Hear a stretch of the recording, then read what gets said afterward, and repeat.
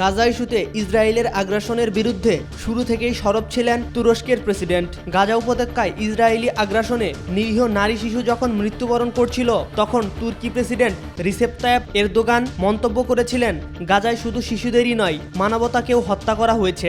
দুর্ভাগ্যজনকভাবে বিশ্ব এই পরীক্ষায় অকৃতকার্য হয়েছে এবং ইসরায়েলের লাগাতার বিমান হামলা ও স্থল অভিযানকে কেন্দ্র করে তুরস্ক সব ধরনের বাণিজ্যিক সম্পর্ক ইসরায়েলের সঙ্গে বন্ধ ঘোষণাও করেছিল। তবে এবার চাঞ্চল্যকর তথ্য সামনে এসেছে। নেতানিয়াহু বাহিনী গাজায় যখন চরম মাত্রায় হামলা চালাচ্ছিল, তখন তেল আবিবের কাছে অস্ত্র বিক্রি করেছেন তুরস্কের প্রেসিডেন্ট। তুরস্কের পরিসংখ্যান ইনস্টিটিউটের প্রতিবেদন থেকে তা নিশ্চিত হওয়া গেছে।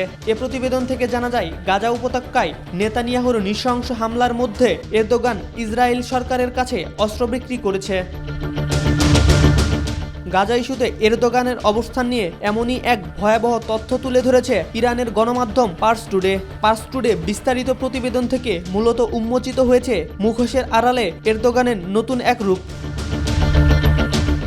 সামাজিক যোগাযোগ মাধ্যমে ভাইরাল হওয়া ভিডিওতে তুরস্কের পার্লামেন্ট সদস্য জেরগার লিওগলু এ অভিযোগ সামনে এনেছেন। তিনি শুধু অভিযোগই করেননি, অভিযোগের পক্ষে তিনি স্যাটেলাইট ছবি ও সামুদ্রিক ডাটাও প্রকাশ করেছেন। এসব থেকে ইসরায়েলের সঙ্গে আঙ্কারার তেল সহায়তার প্রমাণও মিলেছে।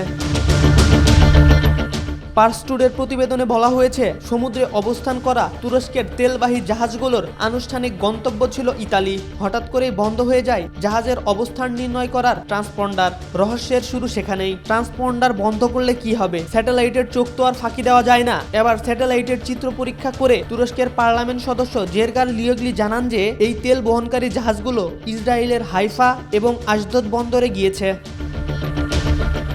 1949 সালে তুরস্কের সঙ্গে ইসরায়েলের দ্বিপাক্ষিক সম্পর্ক স্বাভাবিক হয়। এরপর এ সম্পর্ক সাংস্কৃতিক, বাণিজ্যিক এবং এমনকি সামরিক স্তরেও বিস্তৃত ছিল। মাঝে মধ্যে প্রকাশ্যে দুই একবার সম্পর্ক ছিন্ন করার নাটক করলেও গোপন আতাত কখনোই থেমে থাকেনি। বরাবরের মতো রাতে অস্ত্র তেল পাঠিয়ে দিনে ত্রাণবাহী প্লেন দিয়ে লাশের রাজনীতি চালিয়ে যাচ্ছেন এরদোগান।